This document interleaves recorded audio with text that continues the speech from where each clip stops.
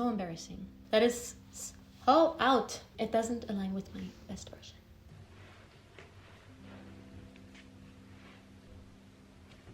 Bonjour, hi.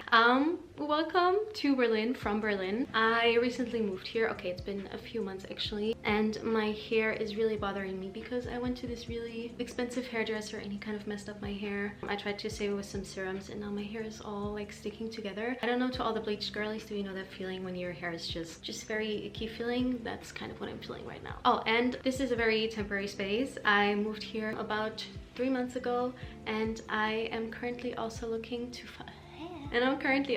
trying to find a new place. I've been going to a lot of apartment viewings, and this is also like not really the furniture I would choose for my own place. I currently live in a very cool flat, very central, in a very nice area, but I definitely looking to move out ASAP. And I'm thinking about maybe making a video about the whole apartment finding process and moving process in Berlin, because it sure do be a hell of a process.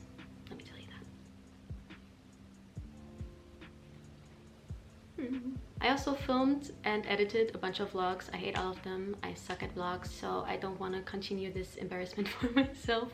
But anyways, something I've seen a lot over the past few years on social media, mostly end of the year, but also still in the beginning of this year, is the ins and outs list for the new year. And I thought it's very interesting, and one of these nights where I just had it out of my mind, I made my own list. For me, it's always very helpful to hear other people's opinions, their ins and outs, or just goals for the new year. Last year was really crazy for a lot of us, and I feel like it's only getting crazier. For some people it gets worse, or like more of an emotional roller coaster, which is why an ins and outs list can be helpful for setting your standards and boundaries and stuff. And my hair is really annoying. I would say I will start with my outs and then go into the ins, and just let me know what you think.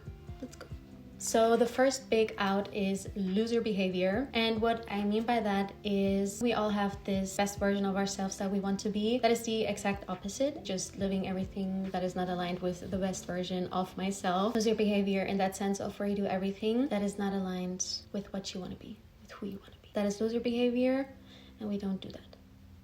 Then a very, very, very big one that I especially learned last year is half-assed effort. And that kind of goes in two ways, because I am a all or nothing kind of person, very black and white. If I want to do something, I have to get it right or I won't do it. And for me at least, it's more if I don't get that same effort back, I don't want to put my whole effort in anymore. I'm not going to accept any more half-assed relationship efforts. Essentially just a waste of time. Of course, you learn from certain things, but you could be learning so much more if you just gave your full effort and had your full heart and soul put into it, if you know what I mean. So that's something I really want to leave behind in the last year. And in that relationship also, especially for me, is the half-assed effort in regards of health. I have seen that I really, really need to schedule in rest, because I've been running on empty for a long time now, and I just could feel my body literally deteriorate. I wasn't functioning properly anymore, and especially since I love to give my all, it was just not possible anymore. And that was so frustrating. Eating good food, moving my body in a way that's good for me. So that, for example, is a very big thing for me in the new year that I still want to keep working on. Then the next big thing that kind of goes with that is wasting time, and a very big part of that is doom scrolling. I have recently gotten better at it. It was just the majority of what I did all day, and that was so frustrating because I knew I was kind of wasting away a beautiful, gloomy, dark, depressing day in Berlin. Of course, I got done what I had to get done, but the rest I was just so down and I just couldn't get up. No motivation, just doom scrolling, and it's very frustrating. That I also got a bunch of new books that I can read instead, and that's been going quite well. If you ever read or heard about Atomic Habits, that's a big recommendation. Just replacing one bad habit that you want to eliminate, replacing it with a better habit is the best way to eliminate that. So that's kind of what I've been doing. And it also takes discipline. Like a big thing I learned last year is you can always choose. You can choose to doom scroll, you can choose not to. It takes a lot of willpower, especially in the beginning, but you can choose not to do anything about things that bother you. And if you stay in that state that bothers you, it's definitely your fault, and that's kind of very frustrating. And as soon as I kind of really understood that, it frustrated me so much that I wanted to stop. So maybe that helps you, that kind of thought process as well. Another thing that I did, I mean, it's not really super bad. I kind of gained some weight during my time here in Berlin. I kind of wanted to stimulate my brain by munching on stuff after dinner. I could just feel that it doesn't feel good on my body. I don't feel good with that like unhealthily gained weight or just body mass in general. So that's something I definitely want to stop as well, and I have, because I don't munch to help soothe any feelings. I mean, it's not necessarily super bad to like have a dessert, have a snack or something, but if you do it to play something or suppress something emotionally, I don't think it's the best way. Something that I also want to keep on working in these realms is with my perfectionism paired with my ADHD, procrastinating on smaller tasks that can be done within like a few minutes. It's the same with doom scrolling. I can choose to like put away what I'm doing right now and just get it done. It takes a lot of willpower and some focus, because I'm also a very bad texter. So if I just text back, if I just make the phone call, it's out of my brain, because if you have these small things you keep thinking about all day, you will just drag them on throughout your day. You will feel bad throughout the day, and that's just really not helpful. Very out. And also something that's also tying into this is self-destructing behavior. And self-destructive behavior isn't something that is necessarily harmful to yourself. Of course it can be, and I think some of the habits I had were definitely that, but for me it's more acting against your morals and goals and core beliefs and your boundaries. I think that's very subtle self-destructive behavior, but it will definitely come over you like a wave if you keep on doing it for too long. So that's something I really learned and noticed in the last year, and something I keep wanting to implement in the new year. And that kind of behavior is just so out, because I know we all deserve better. Being stepped over by ourselves or others, and just enjoying life and going in the direction we want to and need to, I guess, if that makes sense. My next point, and a very big point of my last year, is keeping things that don't serve you anymore. That is with work, projects, material things, and especially relationships. And I feel like this is also kind of a trend on social media and something we all kind of noticed. I'm still not quite sure where I stand on this. In order for relationships to really work, you should work through some things and just have to see what you accept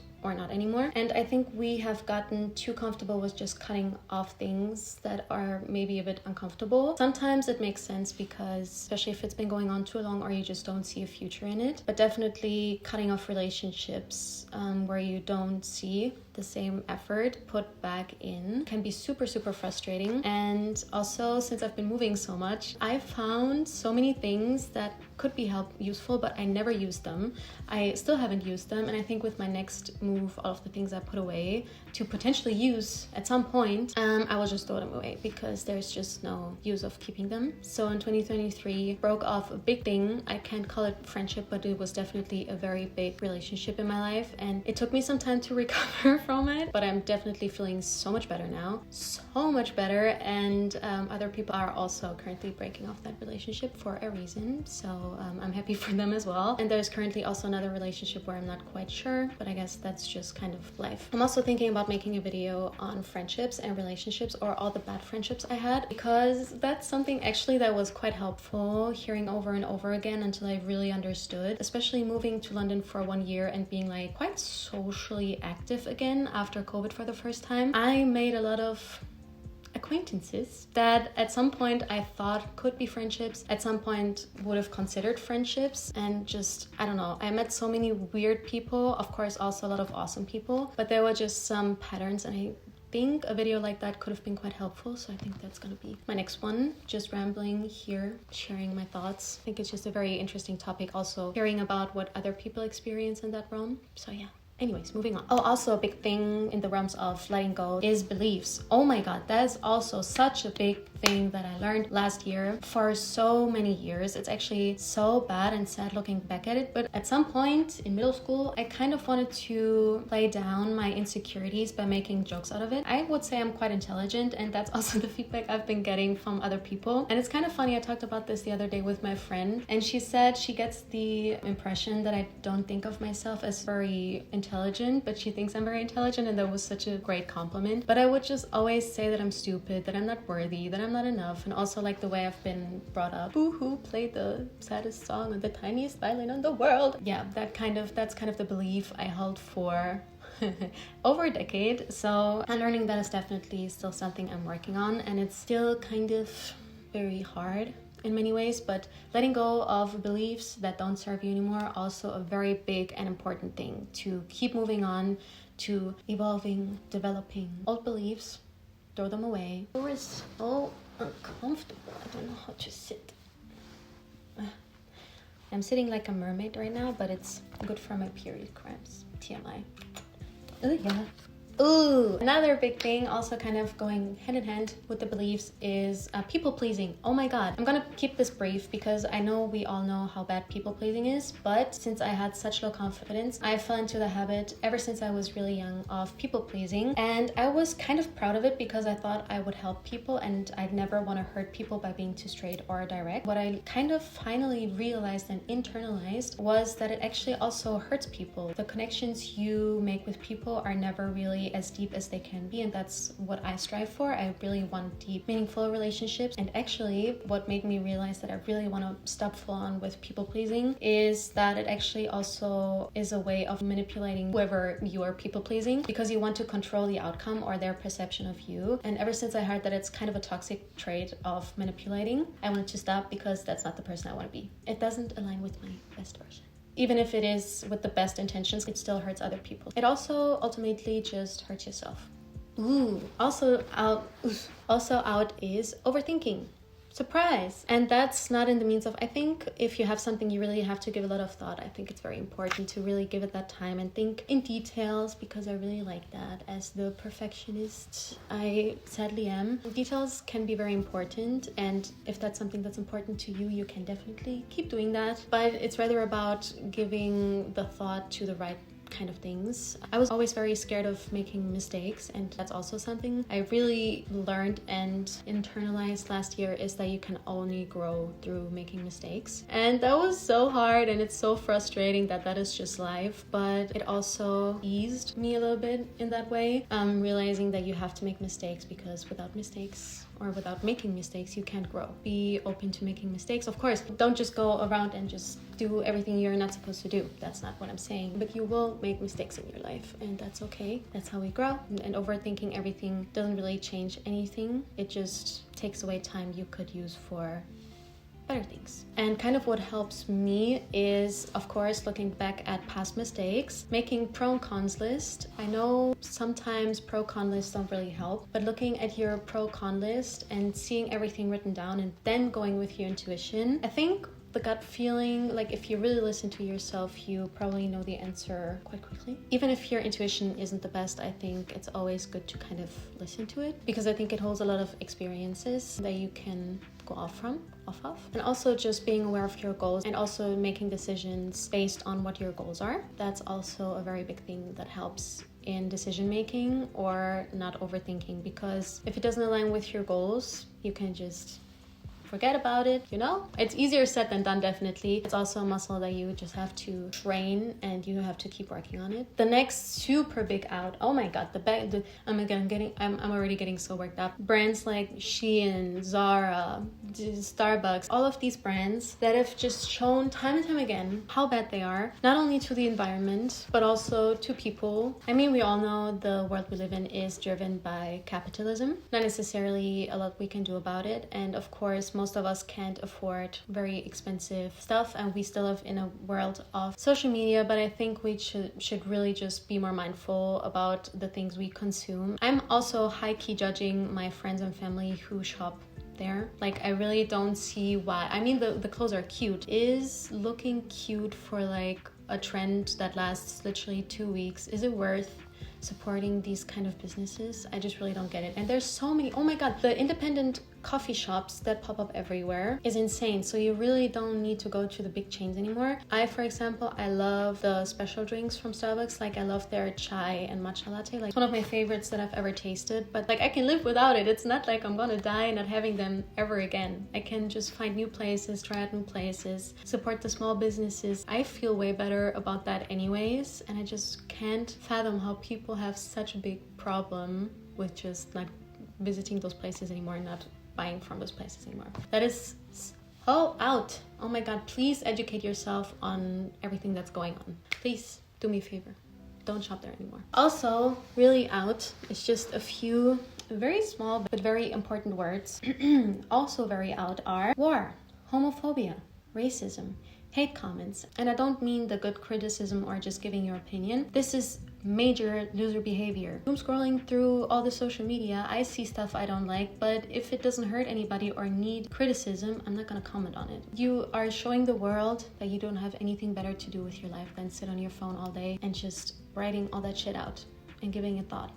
So embarrassing. Body shaming, and that also of course goes into the hate comments, but also body shaming that you do yourself is a very big out as well. We should just be more focused on having a healthy body, eating and moving the way it makes us feel good and that is healthy, rather than trying to appeal to any of these beauty standards that of course we all know it. It's so bad, we all know it, but we all do it, that are just filter, posing, angles, and plastic surgery. I'm not against plastic surgery, by the way, but be aware of that. It's gotten very, very normalized, especially in the social media sphere. Also, animal cruelty, very out. I'm not going to be that annoying in this video, so do with this information what you will, but animal cruelty in any way, shape, or form, so out. And lastly, this kind of ties in with a lot of stuff I've been saying this whole video. I have discovered Leo Skepi while I was in London, and I actually really like him. I don't necessarily agree with everything he's saying, and he said something that resonated so deeply with me, and I actually love that thought, is begging people for their love, attention, and their time. If somebody shows you time and time again that they don't have time for you, that they can't give you attention or don't want to give you attention or love,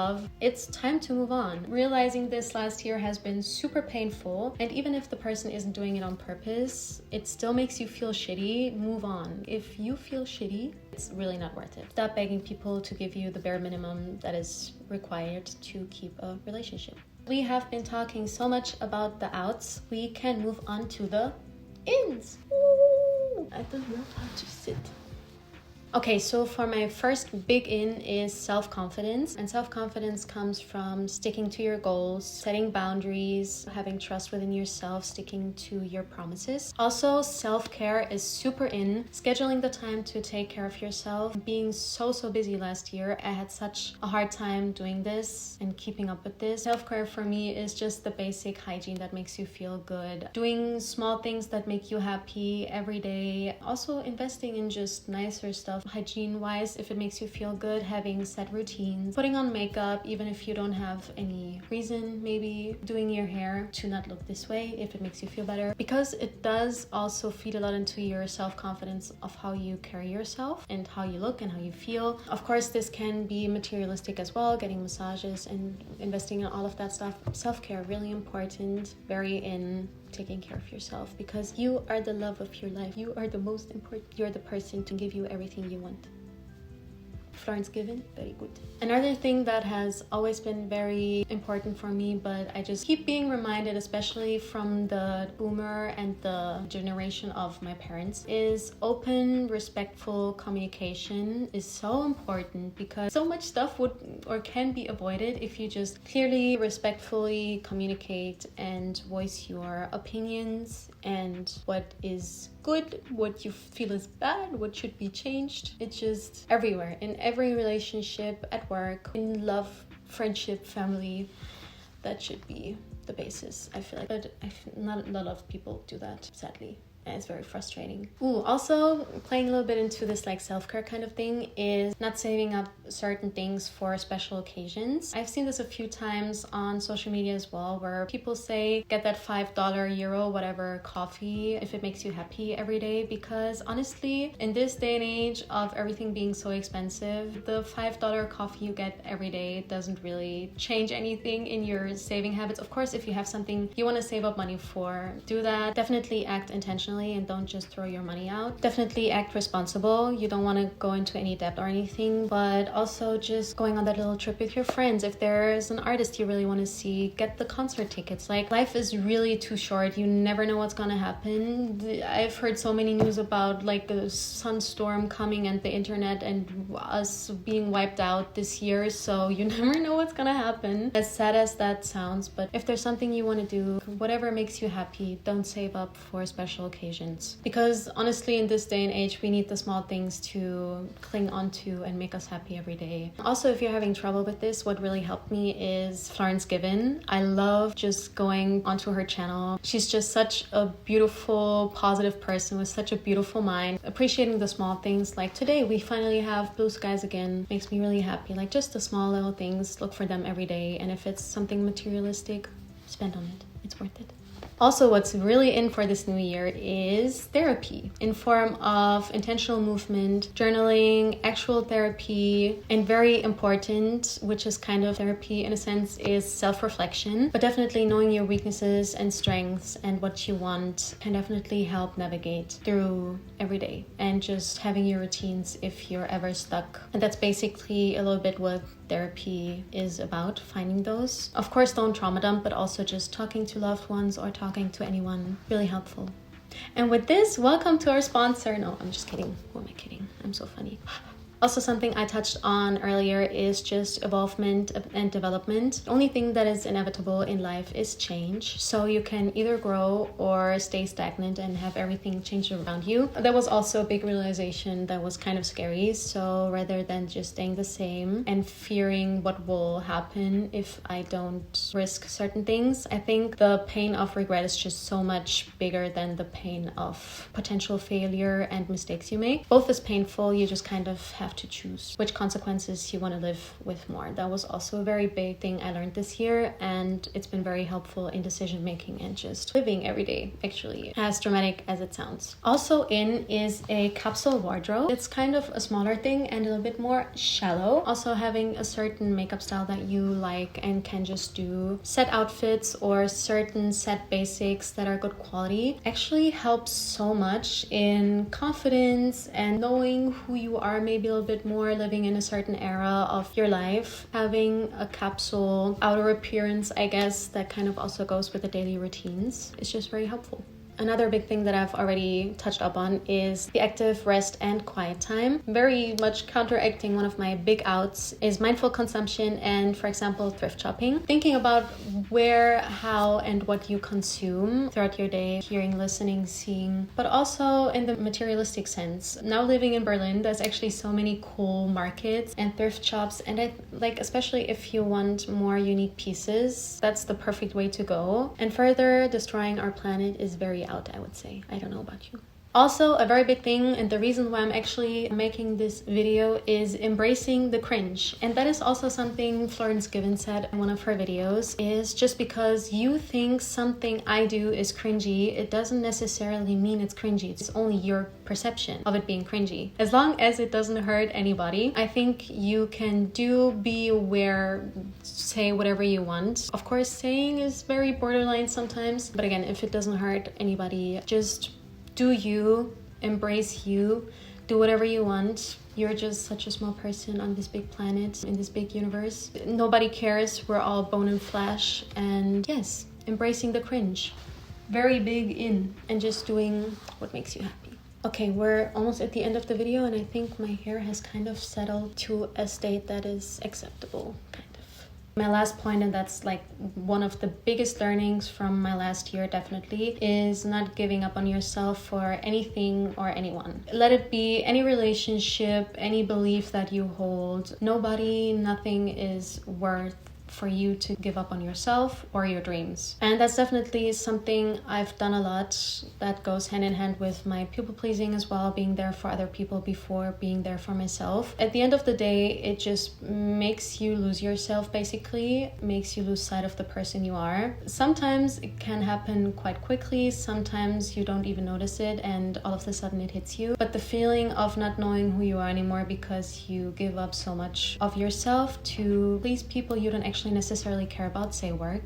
It sounds bad, and it is quite bad. If you feel like you can't be yourself, it's really, really not worth it. Oh my god, I'm really motivated to do this video now about these like bad friendships. So many learnings that I wish somebody would have told me earlier. I just think I will do it. Embracing the cringe, making more videos, not giving up on yourself, a very big in for this year as well, and just staying true to yourself, standing up for yourself. Okay, so that's it for my ins and outs for 2024. Let me know what you think and your ins and outs as well. Very excited for what this year has in stock for us, taking you along, maybe if it's not too ugly. Embracing the cringe.